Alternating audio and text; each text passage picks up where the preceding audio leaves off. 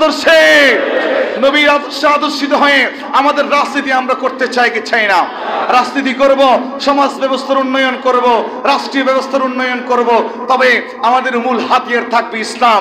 ইসলাম ইসলাম এই বিষয়টা যদি থাকবে, তখন আমাদেরকে আর কেউ পরাভূত করতে পারবে।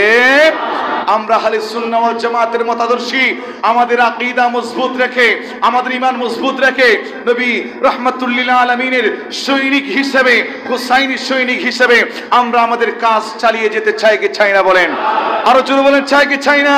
সুতরাং দল মত ভেদাভেদ সব আজ থেকে ভুলে যাওয়ার দরকার আছে নি নাই? কে এই গ্রুপ, কে ওই গ্রুপ, এটা আমাদের লাগবে না। আমরা চাই সুন্নিয়তের দল।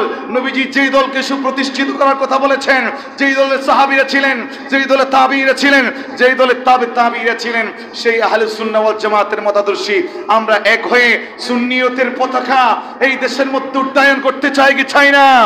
আগামী রবিউল আউয়াল মাস আসছে, জশ্ন জুলুসের মধ্যে হুজুর কেবলার সদারতে আমরা সকলে এক হয়ে আমাদের কাজগুলি চালিয়ে যেতে চাই কি চাই না? বলেন, জুলুসের মধ্যে আমরা গিয়ে নারে তাকবীর, নারে রিসালাত স্লোগান দিয়ে আমরা পৃথিবীর মানুষদেরকে জানিয়ে দিতে চাই, এই দেশের মানুষদেরকে জানিয়ে দিতে চাই, আহলে সুন্নাহ ওয়াল জামাতের মানুষেরা এখনো মরে যায় নাই, তারা ডুবে যায় নাই, তারা আছে, তারা ছিল, কিয়ামত পর্যন্ত এই দল থাকবে কি থাকবে না? বলেন, আরো জোরে বলেন, থাকবে কি থাকবে না? রাজনীতি মতাদর্শ আপনার থাকতে পারে করেন, কিন্তু আমাদের রাজনীতি হচ্ছে আহলে সুন্নাহ ওয়াল জামাত, আমাদের রাজনীতি হচ্ছে নবীর আদর্শের রাজনীতি। সুতরাং আমাদের ঈমানি দায়িত্ব, আমাদের ভোটটাও আমরা দিব আহলে সুন্নাহ ওয়াল জামাতের মধ্যে। চাই কি চাই না? বলো, আমরা পারবো তো ইনশাআল্লাহ।